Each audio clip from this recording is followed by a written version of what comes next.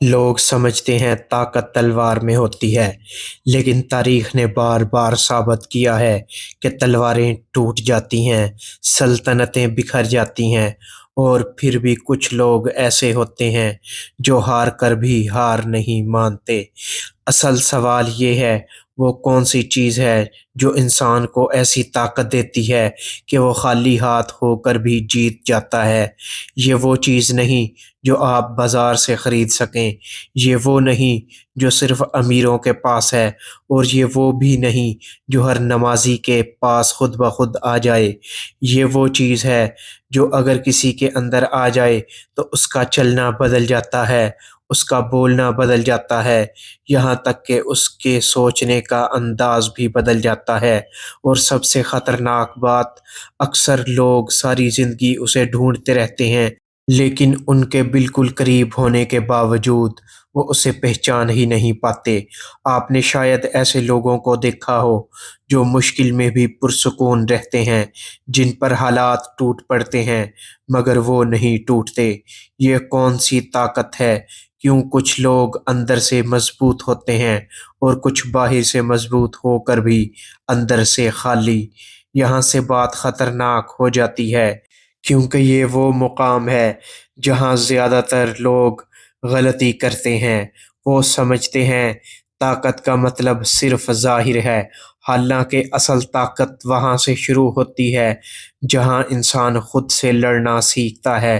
لیکن سوال اب بھی وہی ہے، اگر یہ تلوار نہیں، دولت نہیں، علم بھی نہیں مکمل طور پر، تو پھر آخر وہ کیا ہے؟ اور سب سے اہم بات، کیا وہ چیز آپ کے اندر ہے یا نہیں؟ یہی وہ نقطہ ہے جہاں سے سچ آہستہ آہستہ سامنے آنا شروع ہوتا ہے۔ لیکن اگر آپ نے یہاں سے توجہ ہٹائی تو شاید آپ وہ چیز کبھی نہ سمجھ پائیں جو آپ کی پوری زندگی بدل سکتی ہے۔ انسان ساری زندگی طاقت کو باہر تلاش کرتا ہے، حالانکہ اصل جنگ ہمیشہ اندر لڑی جاتی ہے۔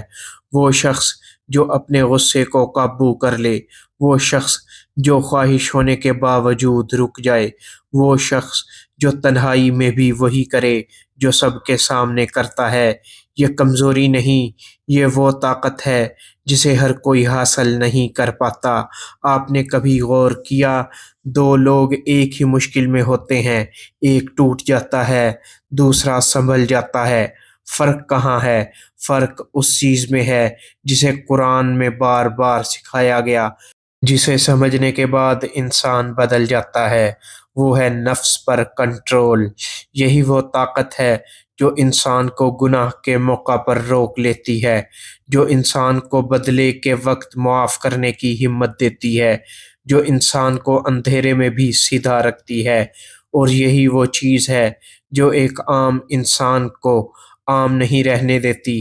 لیکن یہاں ایک اور راز ہے، نفس کو قابو کرنا صرف روکنا نہیں، بلکہ اسے صحیح راستے پر چلانا، کیونکہ اگر نفس آزاد ہو جائے تو وہ انسان کو وہاں لے جاتا ہے جہاں سے واپسی مشکل ہو جاتی ہے۔ اس لیے سب سے بڑی جنگ کسی اور کے خلاف نہیں بلکہ خود کے خلاف ہے، اور جو اس جنگ میں جیت گیا اسے باہر کی کوئی طاقت ہرا نہیں سکتی۔ اب خود سے ایک سوال کریں، کیا آپ اپنے نفس کو کنٹرول کرتے ہیں یا وہ آپ کو کنٹرول کر رہا ہے؟